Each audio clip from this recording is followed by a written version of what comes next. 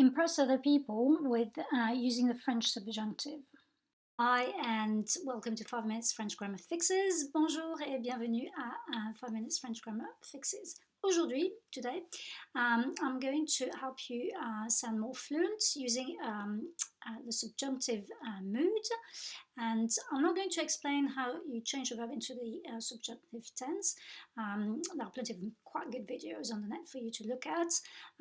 Instead, I'm going to focus on some verbs, expressions, phrases that you can use and which will make you sound fluent and will impress people. So, if you're a little bit familiar with this tense already, you will know that the word que is often going to trigger a subjunctive verb. However, that's not always the case. So it is best to think that really what triggers the subjunctive tense is particular types of verbs, grammatical structures, and conjunctions. So let's start with some common verbs which are followed by the subjunctive and which you could use when speaking to French people or when in an exam situation. Il faut que is probably the most obvious one, and in spite of what your teacher might have told you regarding how overused it is in exams, it's still a good one to remember because French people use it all the time. We French people do not use the verb devoir, to have to, and we don't use it so much to express necessities. So it's not as natural to say je dois partir, as in I have to go, I must go, as it is to say il faut que j'y aille. Now, remember that regular verbs in the subjunctive can sound like present tense verbs.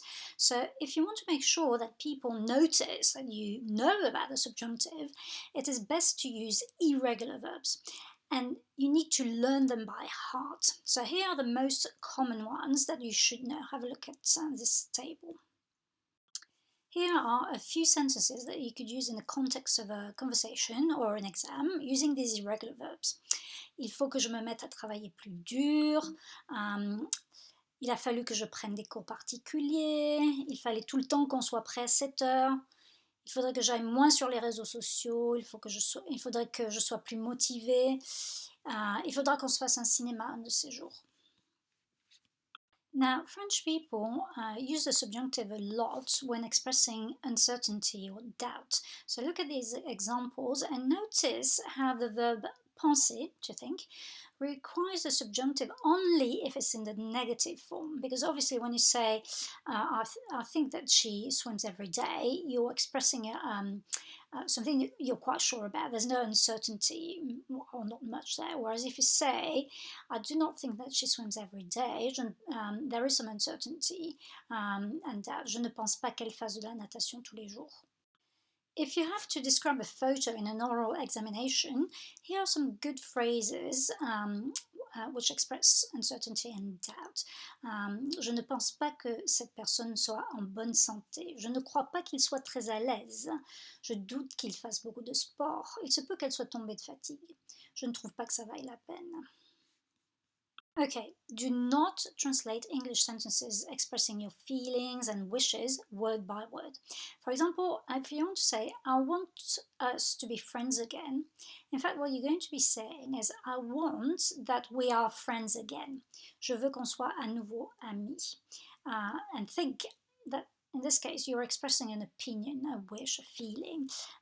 So you need to be using these verbs and expressions followed by the subjunctives. Have a look at these examples here. Also use the subjunctive with these common conjunctions. Bien que, pour que, etc. So, bien qu'il y ait beaucoup de touristes l'été, c'est super sympa comme coin. Pour qu'on puisse partir en vacances tranquilles, il faut qu'on réussisse nos examens. On va être en retard, à moins qu'on parte tout de suite. On voit bien qu'elle a travaillé jusqu'à ce qu'elle n'en puisse plus. Also, when you want to make superlative statements, the best, the most, etc., use the subjunctive. C'est le plus beau film que j'ai jamais vu. C'est le meilleur passe-temps que je connaisse pour se détendre. Je suis dans la pire situation que tu puisses imaginer. Il est la seule personne à qui je puisse faire complètement confiance. And finally, use these words which introduce concessive statements. So, quoi que je dise, j'ai toujours tort. Quels que soient mes résultats, je commencerai par une année de césure. où que j'aille l'année prochaine, ce sera une super expérience. Now, notice that your whatever will change depending on what is following. So if you have a noun, which follows more or less straight afterwards, the quel will be the same gender as your noun. Okay, so it could be a quel in the masculine or masculine plural, or it could be quel in the feminine, in which case it will be double L E, and in the plural double L E S, etc. Okay.